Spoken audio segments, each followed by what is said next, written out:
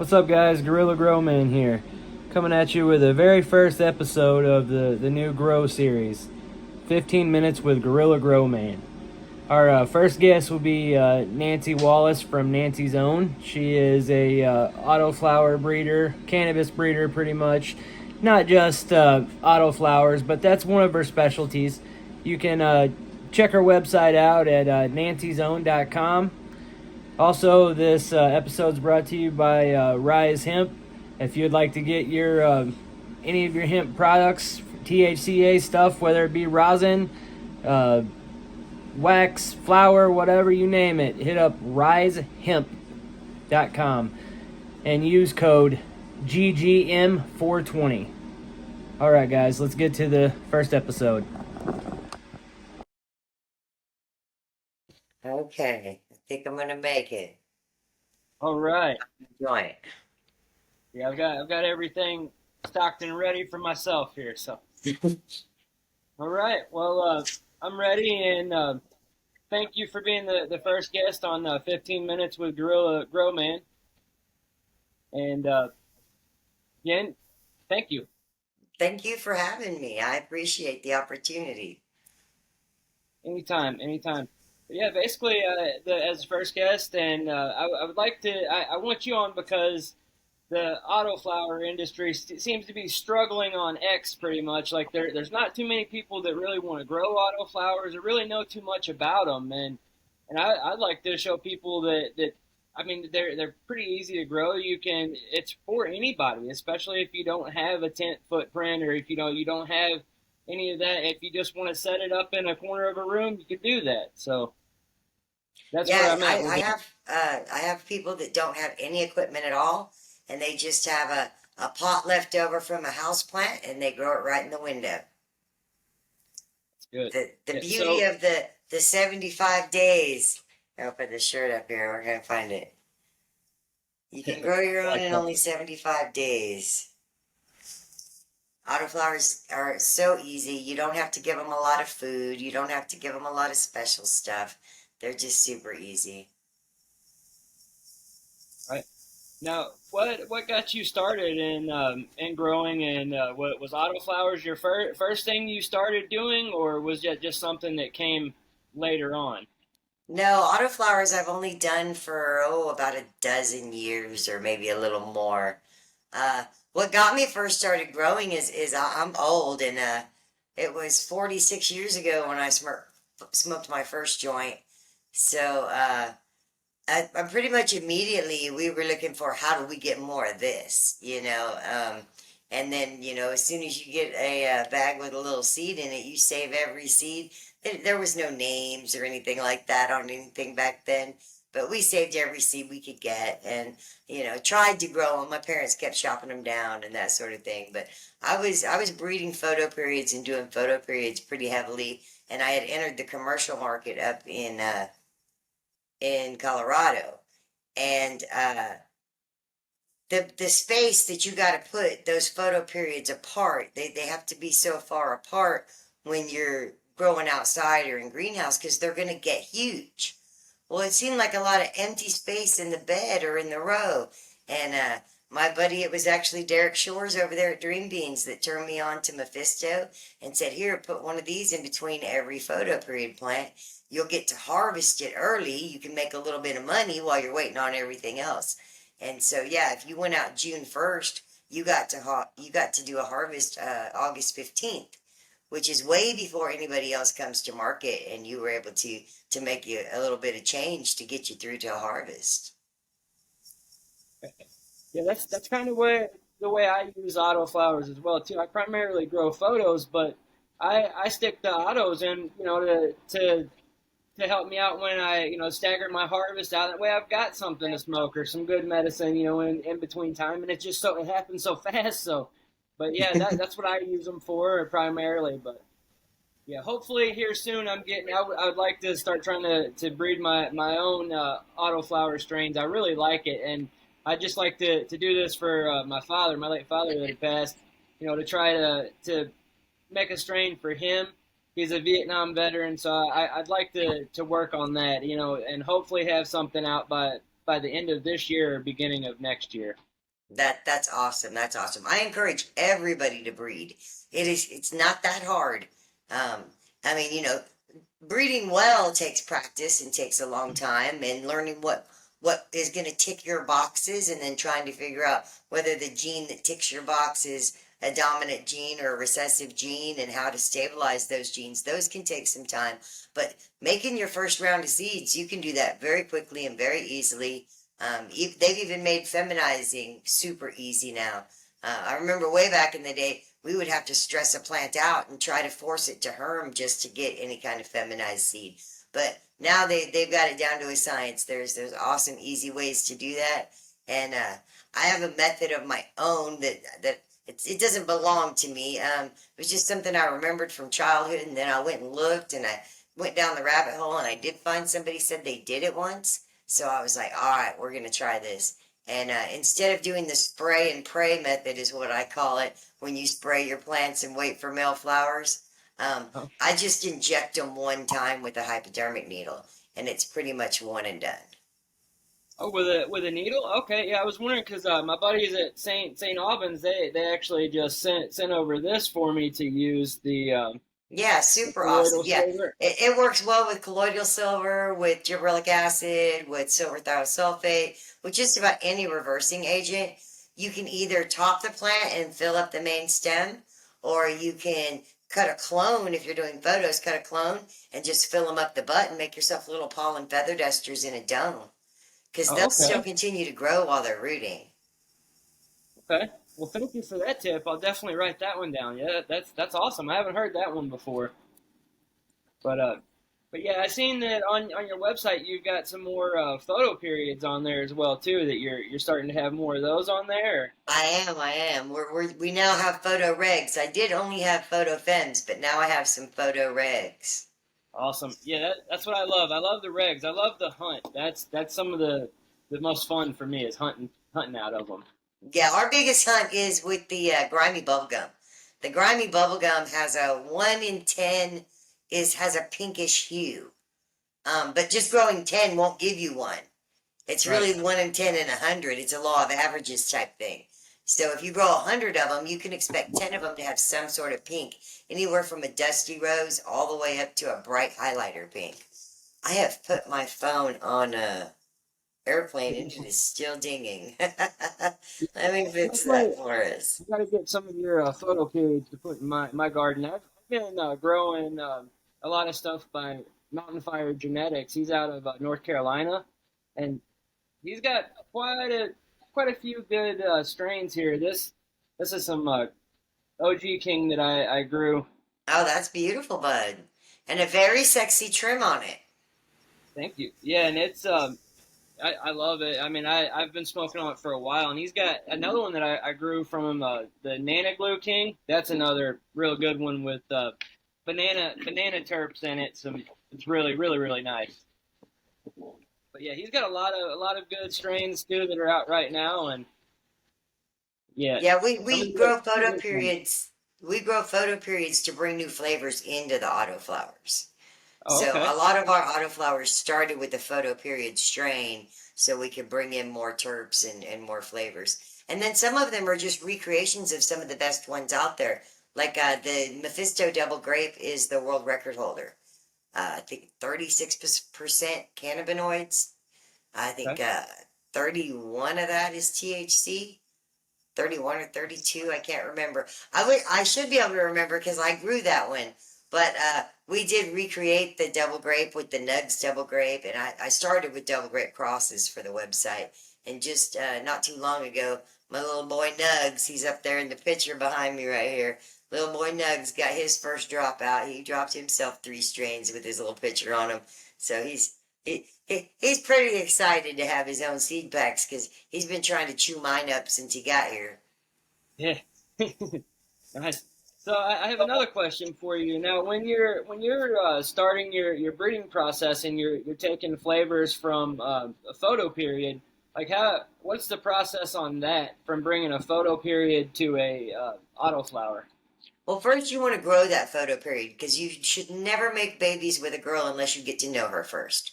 And Okay. that's in real life too. Like for Right. humans, the same thing. Get to know a girl before you make babies with her, because there's some baby mama nightmare stories out there. And Oh there's yeah. baby mama nightmare stories in growing too. Sometimes they don't make good mamas. Sometimes they don't make good crosses. So get to know the photoperiod plant well that you're going to use to, and then once you know its terpene profile and its structure and how it grows, you can try to pick an autoflower that complements it or is close to it. Something with the same type of terpenes, something with the same structure. If you're trying to improve something, like if you want to try to make it taller or you want to try to make it shorter, you can try to bring that in as well. But really, I suggest you only work on one thing at a time. And if it's flavor, you're going to want to match it as close as possible. And then what you need to do is use autoflower pollen on a photoperiod plant. The seeds from that first round will be 100% fast photos. They still have to be triggered by 12-12 cycles. The only difference is they'll begin to flower a little faster and they'll finish a little faster. Now you take that fast photo round. Now you've discarded the two parents. You don't need those parents no more. You take that fast photo round and you select the ones that are the most like the original photoperiod parent, and you cross those together. On that second crossing, you're going to come up with 25% photoperiod plants, 50% fast photos, and 25% of them will be autoflower. So you just have to grow out a bunch of seeds, and the ones that are actually autoflower, you can pull those, cross them to each other, and then you have a full autoflower run from there on. But if you back cross and go to one of the parents, you're going to reinforce one side or the other, and you can't go back to the photo period without reinforcing the photo gene and making the process take longer. Gotcha. Okay. All right. I have another question now. What what awards and stuff have you won in the autoflower world? And I know Yeah. So I was a photo grower, and most of the competitions that I knew about and did were all photo competitions. But when I started growing autoflowers, I just entered the autoflowers in the regular photo competition. For instance, last year I went to the DGC Cup with Locomotive Medical and Ike Breeds. Are you wearing a DGC Cup hat? I have oh no, horrible I'm vision. sorry. A friend was just talking the higher values. It's another uh, podcast type show on YouTube. Sorry, he was just commenting said I love the hat. Oh, okay. Yeah, I don't see the comments. We went to the DGC Cup and we got fourth. And then we forgot. I mean, we went up there, we accepted the award and everything, and forgot to even tell him. But like afterthought, we were like, "Oh, by the way, it's an autoflower." So we just, I've been entering autoflowers into regular competitions and coming back with trophies. I've only done one autoflower competition, and that was the it was the Autoflower Cup 2021. And that was the first auto competition that I entered, and I got third place with a strain that I bred myself. But I do like to go out to the American Auto Cup in LA, and I go there to support Mephisto and Jimbo, and Farmer Hatbeard got a trophy this year, and I try to go support my friends. But I think, the big boys let me sit at their table. I might as well enter next year. There you go. Yeah. Yeah, that's my goal next year is to hopefully take this show on the road and go to some of the cups and be able to speak with some of the people there. So that's Oh the yeah, most definitely. Most definitely. Go out and get to some events. You just have to find a quiet corner where you can do the podcast area. But they have a spot like that in they have a broadcast room out there at the Auto Cup. okay. That's cool. Ah, Um, I'm thirst. go for it. You're good. You caught me in the middle of getting ready for my Minnesota tour. So for Minnesota, I leave next Tuesday to drive up there on a road trip. Oh, okay. On on Thursday the 12th at 6 p.m., I'm going to be at Canajoy in Minneapolis. They have a weekly growers meeting on Thursday nights. I'm going to show up there for a little meet and greet. But on Friday the 13th, I'll be at the Green Temple in St. Cloud, and we'll be doing an actual grow talk. It's about an hour and a half long presentation, and then I answer questions after that. And I'll be there from 3 p.m. to close in St. Cloud. All day Saturday, I'm going to go to Discs and Dogs, which is a charity event at Benton Beach Campground. It's a disc golf tournament, and they collect canned goods and non-perishables, cat food, dog food for the local food bank and for the animal shelter. On Sunday is Father's Day. I'm going to do an absolutely private grow class event at Steve Solom's house outside Duluth. He's got a little 9 acre spot, a pool table, a really cool setup, and we're all just going to mob out there and barbecue and sesh, and I'm going to do a one-on-one growers class out there. On Saturday, or no, on Monday, I'll be up in Cross Lake at Minnesota Roots from 3 to close and do another little free grow class up there for everybody. So I like to get out on the road and spread the knowledge. Instead of trying to keep it all in and keep it all a secret, what do you use and how do you do it? Nah, I'm going to die one day and everybody needs to know how I did it because you can't come ask me afterwards. Right. That's another thing. I thought that you would be perfect for this because your knowledge. I don't want to say you're old, but you've been around for a while, and I would rather have you, fill some people in. Maybe some of the older growers that are that feel like they're not going to have a green thumb or they can't do it. Anybody can do this. You can do it. Just put your mind to it, and it's not that hard. So It was intimidating when after the internet came along. Pre-internet days, because I've been trying to grow. I can't say successfully, but I've been trying to grow for 46 years. And pre-internet days, we had some Miracle Grow. We had like rose food and tomato food. yeah, Um, if you were indoor, we were still in street lights. We had these giant ballasts that went mum mum mum mum mum mum mum all night long in your house. yep. Um, run your electric bill through the roof. I've done the Gorilla Grows and all that crazy stuff, and then going commercial is where I really really learned a lot. But unfortunately, the post internet days are so confusing. There's just so much conflicting information out there, and it's not really about this is the set way to do it. You do what works best for you in the environment you're in, because every environment is different. I just changed houses. It's completely different. I'm still trying to dial in the temps and humidities. Every room in a house is different. One house on this side of town is different than a house on that side of town. Outdoor is different. Your elevation, where the hill's at, how much wind do you get, how much sun do you get. Everything is different in every growing environment. So it's best to just learn to adapt to your environment and try to dial in genetics that work for that environment, that space.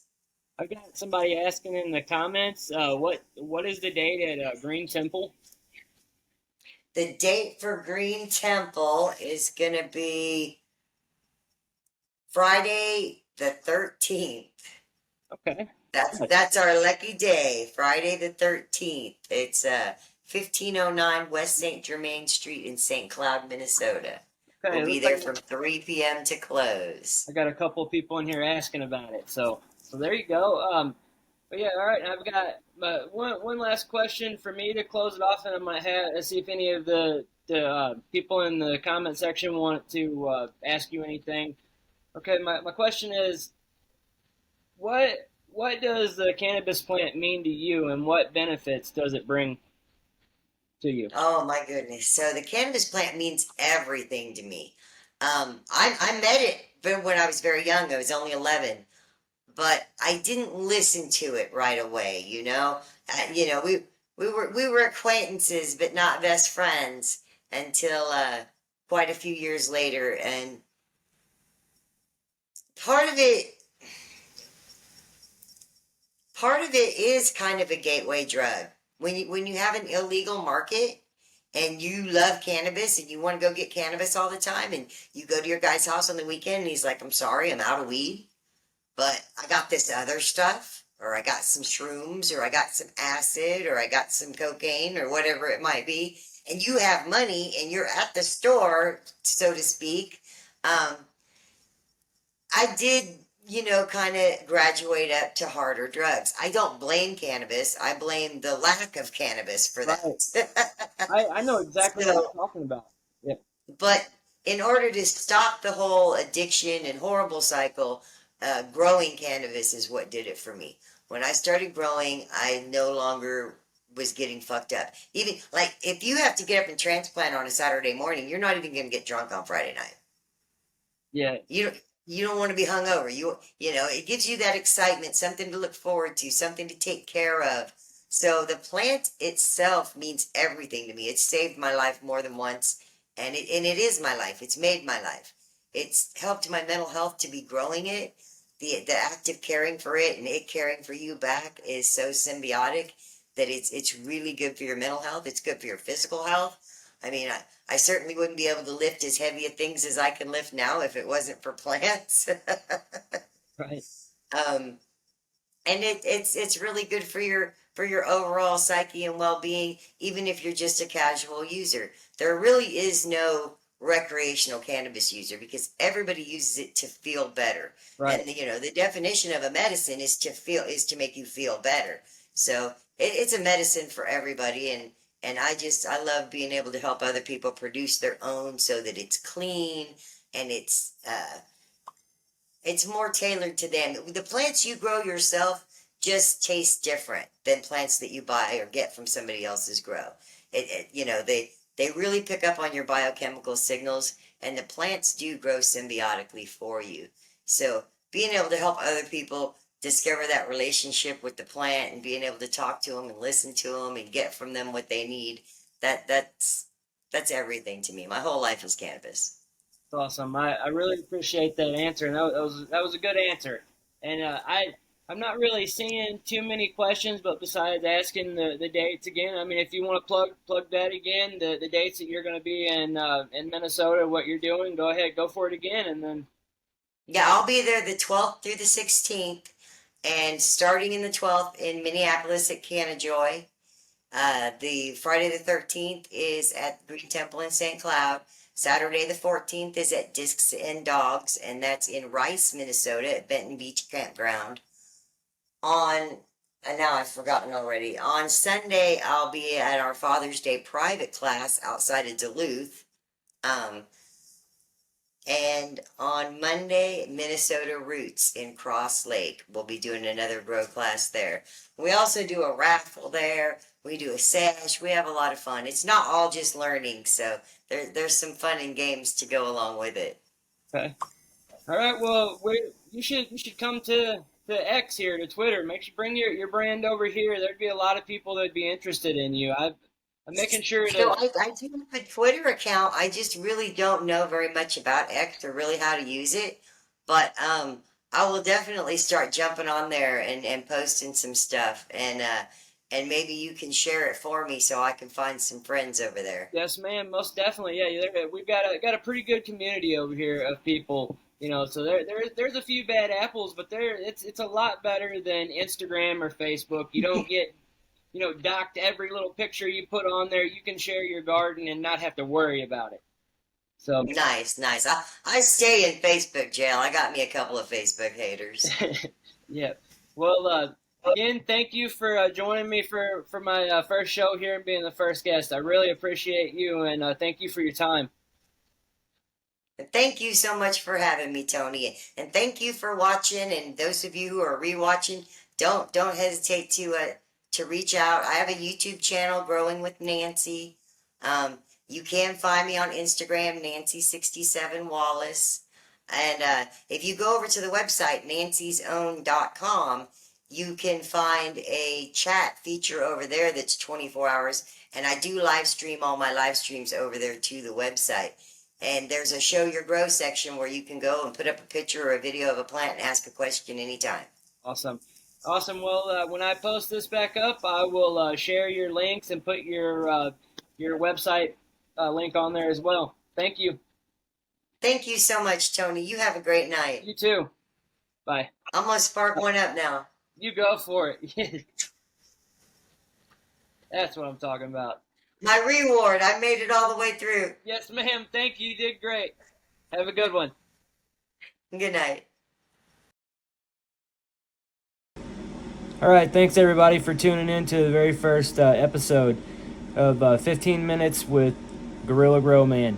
Now, if you guys know anyone that might be interested in being in the next episode, whether you're a grower, THCA company, you're anybody in the cannabis industry, or if say you're a cancer patient and the cannabis plant has changed your life for the better.